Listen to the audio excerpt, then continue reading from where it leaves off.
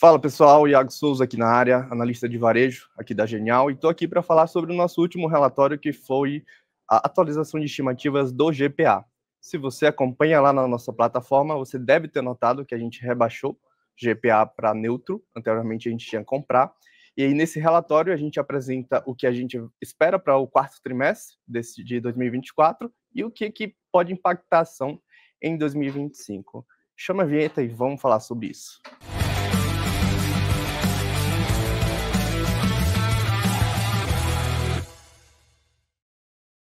Então, bora lá.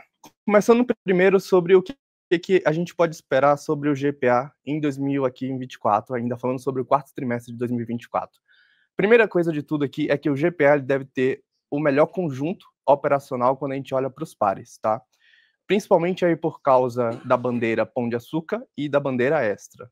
Essas duas bandeiras, elas devem ter um same-store sales, que é um crescimento de vendas de mesma loja, perto da inflação alimentar, ali próximo de 8,2%. Deve ser o maior same-store sales do setor.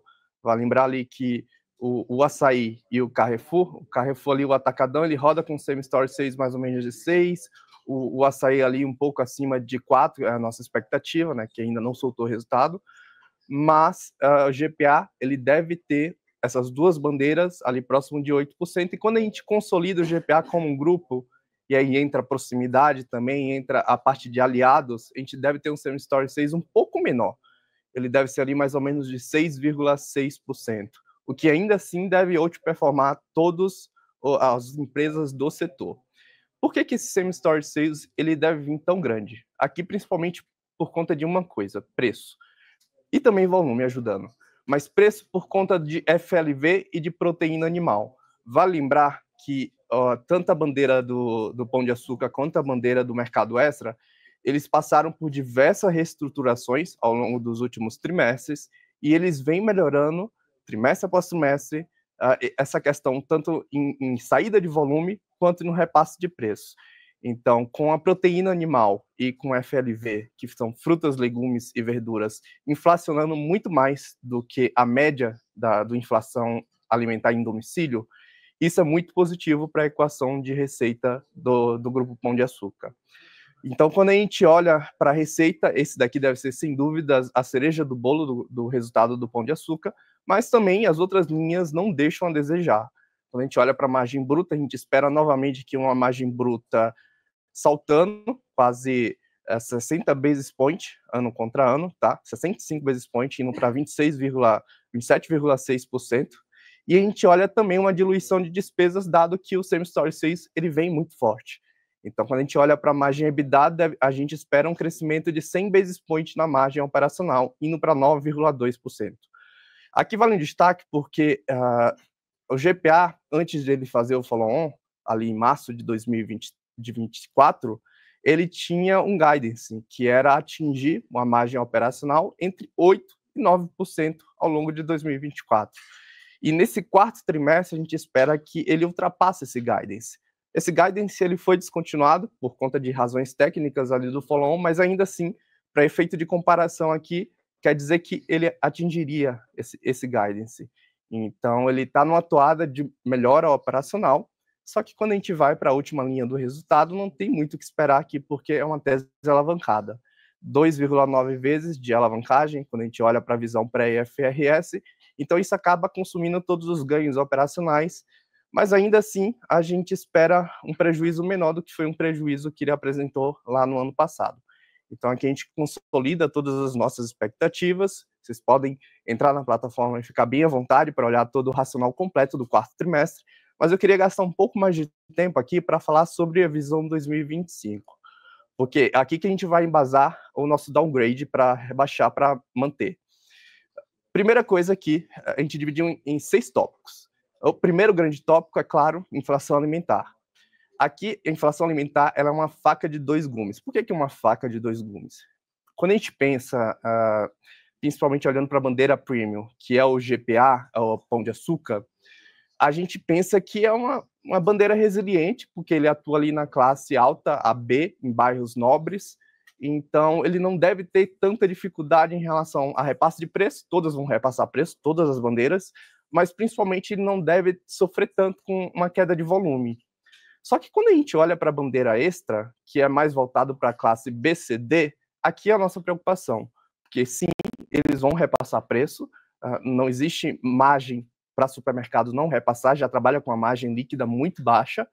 Só que quando a gente olha para outra parte da equação, que é volume, é a nossa preocupação. A gente acredita que com a inflação indo para 5,5% em 2025 e a inflação alimentar permanecendo no patamar entre 6% e 8%, a gente acredita que essa redução aqui, que a gente tinha em 2024, inflação de 4,8%, uma inflação geral, e em 2000, inflação alimentar de 8,2%. Essa redução diferencial entre as duas inflações pode ser negativa para a bandeira extra, porque o bolso do consumidor ele vai sentir mais e provavelmente ele pode fazer um trade-down entre canais. Ele vai deixar de comprar ali em supermercados e ele vai voltar a migrar as compras para atacarejo, que ali trabalham em um preço de 10, 15% abaixo dos supermercados. Então, essa queda de volume nos preocupa porque a bandeira extra ela representa 30% do faturamento do grupo. E se eles pedem same-store sales, eles podem não diluir tanto despesas quanto o mercado poderia estar esperando. Esse é o primeiro grande tópico. O segundo grande tópico aqui seria uma possível revisão do guidance de abertura, tá? A primeira coisa aqui é que o GPA ele tem um guidance de abrir mais ou menos 168 lojas até 2026, tá? Sendo 151 de proximidade e 17 de supermercado.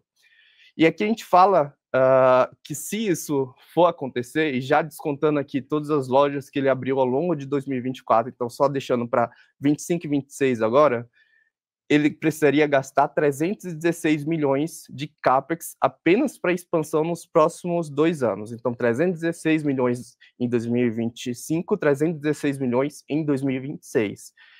E GPA, ele ainda não roda com uma geração de caixa muito forte. Então, quando a gente pensa em uma Selic mais alta do que a gente estava pensando anteriormente, isso daqui é prejudicial para a tese. E a gente acredita que pode sim haver uma extensão dessas aberturas aqui, ao invés deles abrirem até 2026, eles podem estender isso para 2027, 2028. E no primeiro momento aqui, ao invés deles focarem em abrir supermercados do Pão de Açúcar, eles podem focar em abrir Minuto Pão de Açúcar, porque o CAPEX de abrir um Minuto ele é 10 vezes menor do que abrir uma bandeira Pão de Açúcar. Então, se ele quer se manter como referência nesse mercado, principalmente em um momento onde a gente tem uma competição muito, muito forte com a OXXO aqui em São Paulo, uma OXXO em cada esquina, então se ele quer se manter como referência, ele provavelmente ele deve manter o guidance para Minuto e para a loja de proximidade como um todo, e deve postergar a abertura do Pão de Açúcar, tá? Um outro ponto é a questão de rolagem de dívidas, porque ele tem 1,6 bilhão de reais para vencer aqui no curto prazo. A gente acredita que ele deve rolar essa dívida, dada a disponibilidade de caixa atualmente ali dele de 2,3 bilhões. Então, ele deve fazer um rolamento ao longo do ano com um spread um pouco menor do que ele já tem. Porque esse spread aqui de 1,6%, CDI mais 1,6%, ele é um spread de captação ali de quando o GPA não tinha o perfil que ele tem hoje. Ele melhorou muito desde 2021 para cá. Então, ele desalavancou, ele vendeu ativos non-core, e eu acho que ele pode conseguir um spread aqui um pouco menor do que isso no mercado, que é positivo aqui para a tese. Mas, por outro lado, a gente tem uma Selic maior, então esse efeito ameniza, mas não tanto. A gente acredita que provisões trabalhistas aqui ele ainda vai ser um assunto que vai impactar negativamente o fluxo de caixa, tá? Assim como aconteceu com as Casas Bahias lá em 2021, que ela foi vítima de várias entradas de processos trabalhistas. Isso aconteceu com o GPA, desde que eles venderam os hipermercados extras por açaí. Então, isso impacta o fluxo de caixa, ele entra ali na linha de operações descontinuadas lá na DRE, mas ele tem uma saída ali de caixa e provavelmente em 2025 isso ainda deve vir à tona. Uma outra questão é o block trade do Casino, que pode causar um possível overhang, tá? O Casino, ele não participou do follow-on ali em março de 2024 e ele tinha uma participação ali de 41% e ele foi diluído para 22,4%. Então, é uma fatia relevante, tá?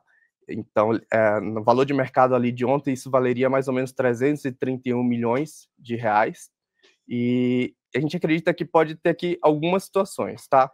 Depois do Casino, a gente tem investidores institucionais como a SPX, a Trust e o Ronaldo Yabrud, que é o ACO do GPA, e pode haver uma venda parcial dessa fatia do Casino direta para um desses 3 investidores. A gente não acredita que pode haver uma venda total, porque isso estouraria a cláusula de poison pill do GPA, que ele teria que fazer uma oferta para todos os acionistas, para fazer uma OPA, enfim. E o poison pill da GPA é de 25%.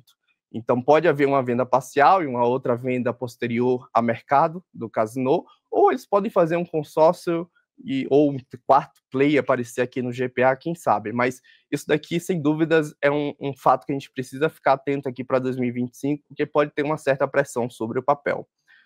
E por último, mas não menos importante, tem a questão de monetização de ativos, tá? Porque o GPA ele passou por um processo ali de desinvestimentos. Primeiro ele vendeu os Hiperextra para o Assaí, depois ele desinvestiu ali de postos de combustíveis, teve a venda do terreno, a sede de São Paulo. Então ele fez tudo isso para ele angariar caixas e diminuir a alavancagem. Teve também a Cenova aqui que eu não coloquei, mas ele angariou caixa, ele conseguiu diminuir a alavancagem, só que olhando daqui para frente, com a taxa de juros subindo para mais de 14%, o que ele pode fazer para acelerar essa desalavancagem? A gente acredita que tem uma opção aqui, que é uma opção que já vem sendo comentada para o mercado, porque se você acompanha o setor, até no Investor Day do Assaí já foi citado sobre esse fato, que é a questão do FIC com o Itaú. Existe um FIC ali de financeira, que é uma joint venture entre o Itaú, o GPA, o Assaí e a Casas Bahia. Atualmente o Itaú ele detém 50% desse FIC e o Assaí e o GPA detém 18%, o restante ali é de Casas Bahia. Existe uma conversa rolando para tentar aumentar essa participação, porque essa participação de 18% ele já não reflete mais a realidade atual, porque as empresas evoluíram muito desde o tempo que eles fizeram esse contrato. Então, isso pode entrar via equivalência patrimonial, se eles aumentarem essa participação de 18% para 22%, diminuindo a participação do Itaú, ou até mesmo se eles quiserem vender a participação completa deles. A gente não sabe como é que isso vai desenrolar, mas provavelmente a gente deve ter algum desenrolar dessa história aqui em relação à monetização do FIC com o Itaú. E aí, partindo de todos esses tópicos, esses 6 tópicos que a gente discutiu, a gente fez algumas atualizações aqui, e o que mais vai pesar, sem dúvida, é a Selic acima de 14%.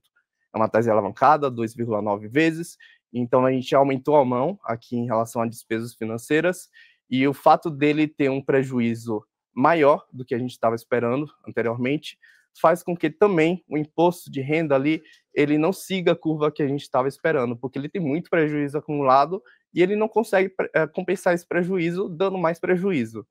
Então, isso acabou atrapalhando um pouco aqui a nossa visão para a tese, e a gente, nesse momento, preferiu rebaixar a recomendação para neutra, e a gente cortou o nosso TP, que era 4,20 para 3,50.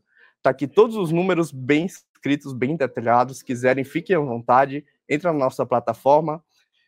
Então, o nosso relatório basicamente é isso aqui, gente. Se tiverem alguma dúvida, coloque aqui no comentário, que a gente vem responder vocês. E a gente se vê em breve aí. Até a próxima.